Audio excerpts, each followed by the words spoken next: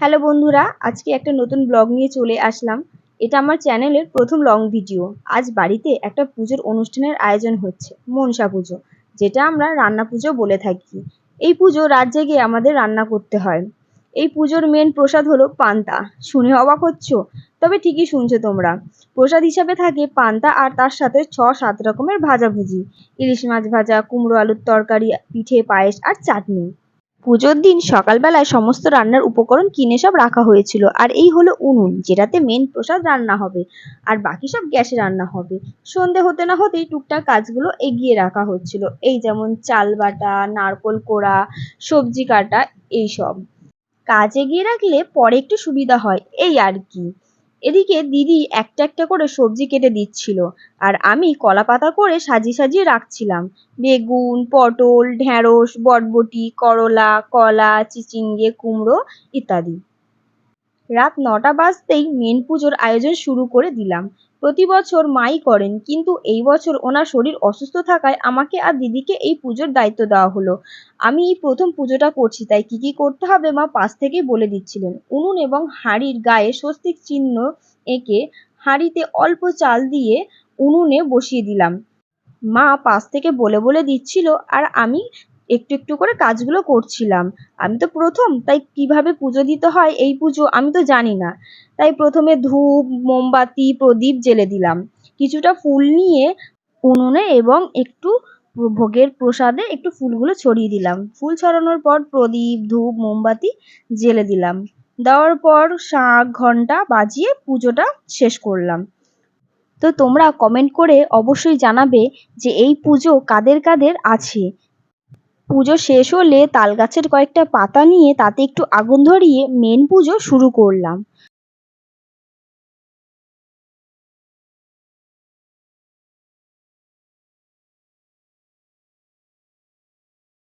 ওদিকে পুজো শেষ হলে শুরু হলো এদিকে ভোগের প্রসাদ রান্না করার। দিদি গ্যাসে হাঁড়ি চাপিয়ে দিল, মা অসুস্থ তাও একটু হেল্প করে দিল, পিঠের উপকরণ বানিয়ে দিল।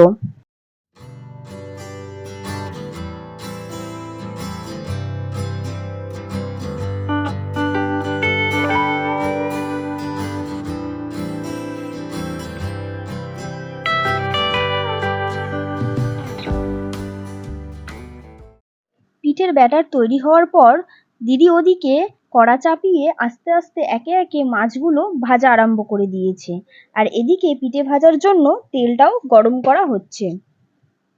প্রথমে দিদি একে একে কাটাপোনা মাছগুলো ভেজে নিল, আর পরে একইভাবে ইলিশ মাছগুলো ভেজে ফেললো। তো আমাদের রান্না করতে করতে অনেক রাত হয়ে যাচ্ছিল। দেখো কটা বাজে, এখন 3টে 2 বাজে রাত।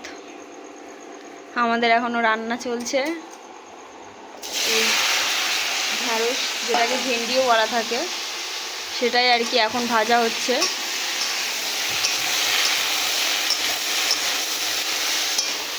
মোটামুটি সবই ভাজা হয়ে গেছে, একটু ওই ভাজাগুলো বাকি আছে, উচ্ছে, চিচিঙ্গে আর এই নারকোল ছই যেটা বলে, তো এটা এখনও ভাজা বাকি আছে আমাদের। 4টে 48 বাজে, ভোর হয়ে গিয়েছে, পাখিরাও ডাকছে কিচিরমিচির করে। আর এখন এই পায়েস হচ্ছে আমাদের, এই দেখো পায়েস। আমাদের রান্না শেষ হলো ভোর 5টার সময়। দিদি কলা পাতায় করে সমস্ত রান্নার উপকরণ সাজিয়ে দিল, আমি সেটাকে নিয়ে জলে ভাসিয়ে দিয়ে এলাম। পরের দিন সকালবেলা স্নান সেরে মনসার ডালের পাতা, শ্যামলা ফুল, কেশর দিয়ে পুজো করে নিলাম। এইবারও মা বলে বলে দিচ্ছিল আমাকে কিভাবে পুজো দিতে হবে।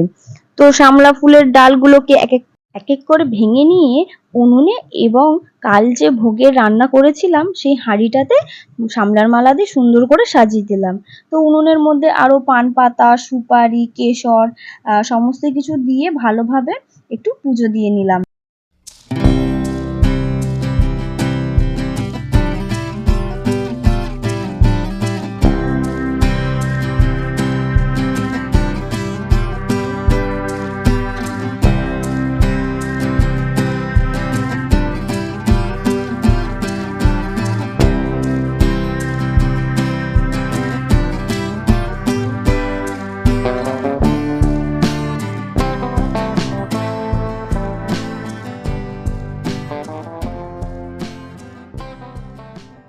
তারপর ডালা নিয়ে মনসাতলায় চলে গেলাম, একটু দুধ কলা দিয়ে পুজো দিয়ে নিলাম।